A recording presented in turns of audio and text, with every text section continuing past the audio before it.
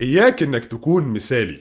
طريقة في التفكير هي السبب الأساسي اللي بيقف بينك وبين التغيير الأفضل. مهما قريت ودرست بترجع مرجوعاتك وبتعمل نفس التصرفات. وهم الكمال، عقلية نمبر 1. الكمال أسوأ مرض بيصيب العقل البشري. دايما شايف نفسك إنك لازم تكون الأول وإلا ما ينفعش. أولادك لازم يجيبوا الدرجات النهائية وفي نفس الوقت لازم يبقوا أبطال الجمهورية في التمرينات والرياضات اللي بيمارسوها. هقول لك بقى على عواقب نمط التفكير الكمالي.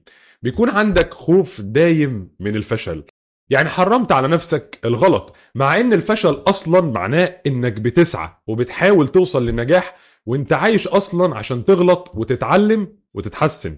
لو كبرت في العمر بالعقلية ديت بتكون على الاغلب هتكون شخص افكارك صلبة ما فيهاش مرونة، والناس بتبقى شايفاك عقلك مقفول والدنيا ابيض او اسود وما بتسمعش غير لصوت نفسك، وردود افعالك بتكون صعبة. ده بيعمل مشكلة في رؤيتك للامور بشكل عام وفي المشاكل وحلها بشكل خاص، وبيحول دون عملية التغيير.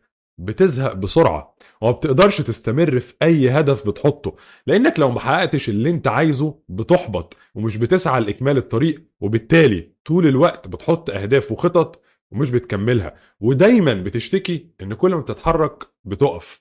عايش على التفاخر بالماضي لان الصورة الكمالية دي مش موجودة في الدنيا، فبقيت بتتصنعها وعايش مخالي المظاهر، واللي متصدر للناس عنك هو شغلك الشاغل. وبتلاقي نفسك دايما بترجع للماضي وتمجد فيه، ان باباك كان بيعمل كذا او مامتك كانت بتشتغل في كذا او عمك او خالك.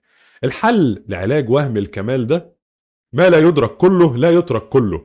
تقبل بشريتك وتخلى عن تفكير انك لازم تكون الاول والصورة الكمالية انه بيأذيك اكتر ما بينفعك. تقبل الفشل والاخفاقات لانها جزء من الطريق. لما تفشل في حاجة احتفل بالخطوات اللي انت مشيتها في الطريق ده حتى لو نهايته مش احسن حاجة بالنسبة لك.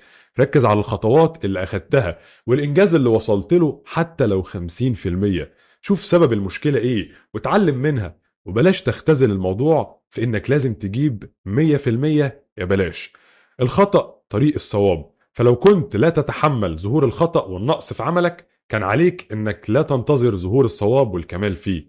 ازاي بتساعد نفسك تخرج من التفكير بصورة كمالية